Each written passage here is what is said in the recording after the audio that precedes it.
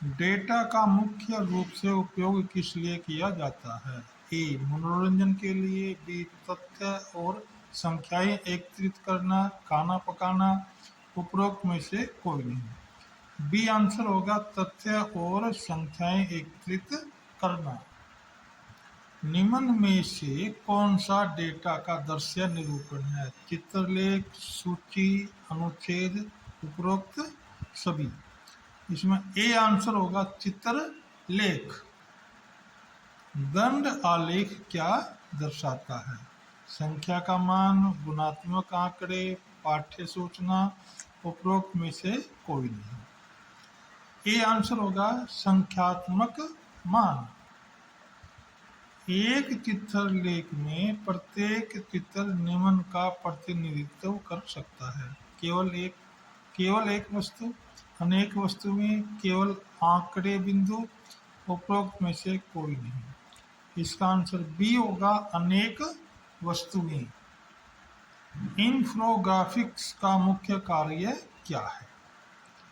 पाठकों को भ्रमित करना, आंकड़ों को आकर्षक ढंग से प्रस्तुत करना, विस्तृत व्याख्या प्रदान करना, उपरोक्त में से कोई नहीं। बी आंसर होगा आंकड़ों को आकर्षक ढंग से प्रस्तुत करना।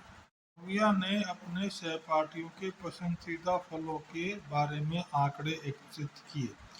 उसने पाया कि 8 छात्रों को सेब, 12 को केले और 5 को संतरे पसंद थे। उसने जिन छात्रों का सर्वेक्षण किया उनकी कुल संख्या है 25। देखिए कैसे, ये देखिए इस प्रकार इसका हमने हल ज्ञात करना है। ये आ गया 25, ये बराबर का निशान है। एक चित्रलेख में 5 छात्रों को दर्शाने के लिए एक चिन्ह का उपयोग किया जाता है। यदि चॉकलेट पसंद करने वाले छात्रों की संख्या दर्शाने के लिए 4 चिन्हों का उपयोग किया जाता है तो छात्रों की चॉकलेट कितनों को पसंद है? इसका आंसर 20 हो जाएगा। ये हल होगा इसका। ये बराबर का निशान है, माइनस नहीं है।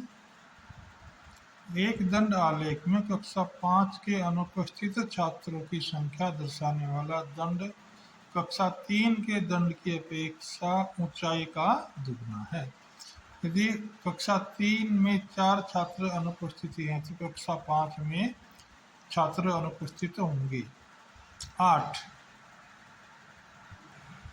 इसका ये कारण होगा। यहाँ ये बराबर का निशान है, माइनस की जगह। यदि प्रत्येक मिलान चिन्ह एक वोट दर्शाता है और पसंदीदा खेल सर्वेक्षण के लिए 15 मिलान चिन्ह दर्ज किए जाते हैं तो कुल मतों की संख्या होगी 15। इसका हल इस प्रकार हो जाएगा। एक चित्रलेख में प्रतीकों की संख्या को से गुना किया जाना चाहिए यदि प्रत्येक प्रतीक एक से अधिक इकाइयों का प्रतिनिधित्व करता है तो कुल योग ज्ञात कीजिए।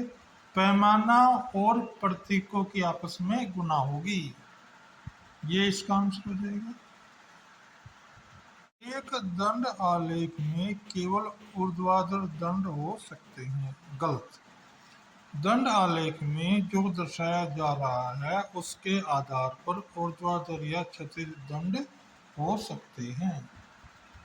एक चित्रलेख में एक प्रतीक कई इकाइयों का प्रतिनिधित्व कर सकता है।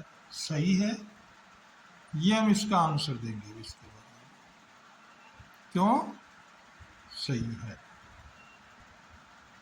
एक दंड आलेख में एक दंड की ऊंचाई उस आवृत्ति के अनुरूप होना आवश्यक नहीं है जिसका वह प्रतिनिधित्व करता है। गलत है। एक दंड आलेख में एक दंड की ऊंचाई आवृत्ति के अनुरूप होनी चाहिए ताकि डेटा को सटीक रूप से दर्शाया जा सके। एक चित्रलेख बड़ी मात्रा में डाटा का प्रतिनिधित्व करने के लिए उपयोगी है। गलत। चित्रलेख देखने में आकर्षक होते तो हैं लेकिन बड़े डाटा सेट को दर्शाने के लिए ये हमेशा व्यवहारिक नहीं होते। चित्रलेख में पैमाने का उल्लेख करना आवश्यक नहीं है। गलत।